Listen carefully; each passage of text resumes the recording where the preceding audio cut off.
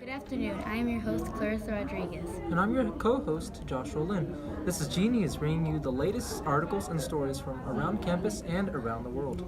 Now let's go to Prescott interviewing Mr. Moreno on Israeli settlements. Good afternoon. It's nice to meet you. Nice to meet you too. With the recent news about Israel and Palestinian conflict going on, I want to ask you one topic in specific. Okay. It's about the Israeli settlements and what your opinion is on them. All right. My opinion on the Israeli settlements is that they are unlawful, and that what does the world want from this situation? They want peace. The only way they're going to have peace in that region of the world is what's called a two-state solution, which means that Palestine has their own country and Israel has their own country. Yes. Right now, Israel building homes and communities on disputed land is not going to help the situation at all. Yeah. Because you're basically just widening the borders of Israel at the expense of the Palestinians. And so the Palestinians really have no agency in Israel. They have no very limited rights, and they're living as second-class citizens. Very soon, however, the Palestinians are reproducing themselves much faster than are the Israelis. And very soon, the population is going to go from Israel having more than Palestine to this. And once you have this, then what you have is apartheid. You have the minority ruling the majority. And apartheid is it's an untenable situation.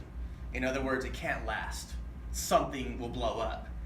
And so Israel, in my opinion, needs to be the ones, because they're the ones in power, really, need to be the ones that are showing that they're willing to do something and give something to Palestinians in order to start negotiations. They're doing the complete opposite of that. Instead, what they're doing is just building on that disputed land and widening their borders and shrinking Palestine. And there's no way there's going to be a two-state or any type of solution to that problem. And it's in Israel's benefit to stop doing this than it is for the Palestinians. Israel's in power, right? They're the ones that need to show something in order for there to be two people coming to the, trying to figure this whole thing out. So they're not really showing a gesture of kindness. Instead, they're going the opposite way. And to me, there just simply will never be a peace in the Middle East. And as I said, the clock's running out on Israel. They're going to be the minority very, very soon. Within the next 15, 20 years, they will be the minority. And it's just going to keep going that way. And like I said, once you have that apartheid, then the rest of the world, well, look what happened in South Africa. The rest of the world looked at it as an evil, and it can't last. And if Israel doesn't negotiate now, once they negotiate when it's like this, then they don't have the upper hand anymore. The rest of the world's looking at them as an apartheid. So to me, they need to stop doing the settlements and start talking to Palestinians to try to come up with a two-state solution where they divide Jerusalem up in two. East Jerusalem is the capital of Palestine, and West Jerusalem, West Jerusalem is capital of Israel. All right, no problem. Thank you very much. That was a very interesting conversation. We'll be observing further developments in Israel-Palestine relations. Moving on, let's look at something a little closer to home with Josh covering Club on Campus. Hi, my name is Joshua Lynn, and I'm here today to cover a club we have on campus, eXchange. It seems like everyone has a cell phone these days, not to mention a laptop, a computer, older phone, iPod, and a number of other electronic devices. With so many devices floating around, it is typical that they eventually break or become outdated and put aside to gather dust. eXchange is a club on campus that takes that e-waste to fix and distribute to students and families in need. Many things now occur online, especially in school settings. These changing times are difficult for students without ready access to a computer. eXchange hopes to fix this growing issue by recycling old unwanted technology and donating them to students that may need them, and they have been fairly successful at doing so in the past years. Last year, the drives it held throughout the year rose several thousands in funds for computer parts used in refurbishing, as well as collecting over 300 pieces of recyclable e-waste, from sleek smartphones to blocky hard drives to monitors both ancient and new, showing that real impact is being made in the community by this club. This year, the drive it held at Summit High School a few months ago. 9 laptops and seven CRT TVs were donated, a continuation of last year's successful effort. However, this is apparently only the beginning of this club's ambitions. President Vikrant Chowdhury said that by the end of the 2017 to 2018 school year, he plans to have chapters of e-exchange installed in all 10 high schools in the Chaffee Joint Union High School District. This isn't as far-fetched as it may seem. There are already chapters of this club established in Summit and Rancho High School. This club's ultimate goal is to help the members of the community who are increasingly being left behind by a transforming digital society, certainly a worthy cause.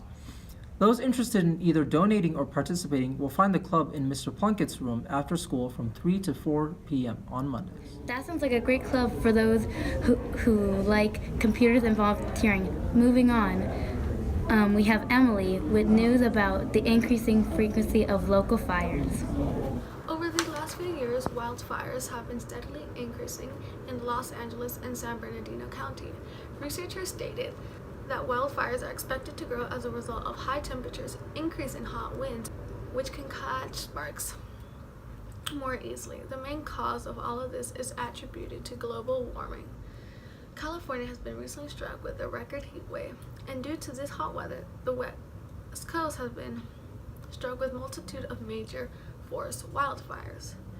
This heat crisis is not only a problem for those who live in prone to fire areas, but also a health problem. Though a fire could be miles away from someone's home, he or she can still be affected by it. The heat can have a great impact on people on the West Coast, and it will continue if this triple heat does not stop.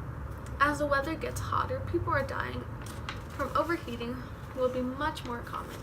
From 2030 to 2050, nearly 250,000 people will die each year worldwide because of health effects of climate change, stated the World Organization of Health. Higher temperatures will lead to more smog, which can cause harm to people who have asthma and can lower the quality of our water. This heat will bring more deaths annually nationwide than floods, storms, and lightning combined, stated LA Times. By the year of 2050, there could be 22 days of extreme heat in downtown Los Angeles. This is quite a jump because there used to be only 6 days back in 1981. Southern California, especially Los Angeles, is not a location where it's common to have blazing heat. Angelinos are not used to this weather. Their lifestyle is not adapted for these recent heat waves. They are used to the perfect beach weather with cool, salty ocean breeze with a few major blazing hot days here and there. Although it is hotter in the Inland Empire, citizens have still not adapted yet to these harsh weather conditions. Each summer, the temperature rises and their lifestyles will need to change. Each year, California is trying to find the best way to beat the heat to make sure everyone be in a cool environment. Phew, I'm feeling a little hot under the collar, hearing about all those local fires. Remember, if you see a fire breaking out, keep your cool and report the fire as soon as you can. Now, moving on to Clarissa, bringing us the latest news on Disney's move away from Netflix. Hi! Do you like Disney? Do you like Netflix? If you answered yes to these questions, I have bad news for you. Disney will be moving all their movies and TV shows from Netflix by the end of 2018. All movies and TV shows will be taken down from Netflix and put on to Disney's own streaming site. The name of the streaming site is unclear yet, but we do know that the streaming site will launch in 2019. The reason Disney took down their movies off Netflix is to make a bigger profit. Disney's taking down TV shows. Right now, we don't know where the Star Wars films will be distributed, but we do know Disney will share Marvel TV shows and movies with Netflix. Disney will kick off this new streaming site, which shows from Disney Channel, Disney Junior, Disney XD, along with Disney and Pixar films. Seeing how fast Disney is growing and expanding, the separation of Netflix and Disney was bound to happen at some point. Now I am with Blake Christian discussing this topic. Blake, how do you feel about Disney's leading their movies off Netflix, and do you think it helped them expand? I think it won't help because no one's gonna buy an extra streaming service if they can just watch thousands of movies off of one. Will you buy Disney's new streaming site or Netflix? I'll keep Netflix because, like I said, you can watch way more movies that aren't Disney just off of one site than if you limit yourself to just Disney movies. Okay, thank you. Well, that sounds rather unfortunate for any Disney fans using Netflix out there. Now, bringing us potential bad news of a different sort, we have Tiana on the dangers of football with a special guest appearance from Connor Halcius, a player on our very own football team here at Los Osos. America's most popular game, football, is quite frankly also one of America's most dangerous games. Most people are unaware that young children can obtain head traumas just like adults. Concussions are by far the most common type of head trauma that a high school football player can obtain. A concussion, also known as a mild traumatic brain injury, is when the brain is pushed up against the skull during impact. Football players are also susceptible to other brain injuries such as intracranial pressure and subdural hematoma. Chronic traumatic encephalopathy is one of the most controversial types of traumatic brain injuries. The only way it can be diagnosed is by taking samples of the brain tissue after death. Chronic traumatic encephalopathy is caused by repeated blows to the head that cause multiple mild traumatic brain injuries. It is a progressive brain injury and usually takes about 8 to 10 years after an athlete's career has ended for symptoms to occur. Football, as well as soccer and ice hockey, are the largest causes of head injuries in high schools. 45% of high school athletic head injuries come from football alone.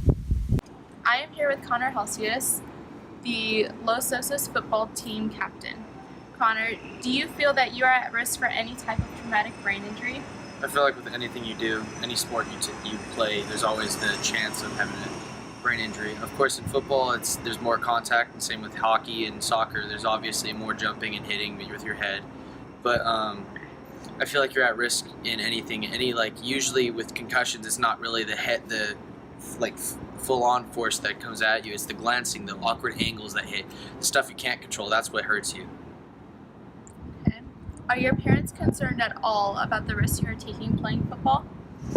My mom was concerned when I first started when I was about 8, but my dad was never concerned. As long as you hit correctly, it doesn't really matter. Sometimes there's those awkward moments where you just become unlucky and you just get hit wrong, and you just have to be lucky enough to make it to that far in your career. And why are you willing to play football knowing the risks you're taking? In other words, what do you get out of it that makes it worth it? I'm willing to play football due to my my competitive drive and just free football or free college from football. So you can just play and get a free college education, and you get a bunch of playroom on your grades, which really isn't a big deal, but it's also it's an incentive on its own, and it's just a really competitive sport with a lot of physicality, and you can get a lot of brotherhood out of it. So there's really nothing like it. Thank you. All right. Go. That's all for now, folks. Thank you for watching G News, and stay tuned.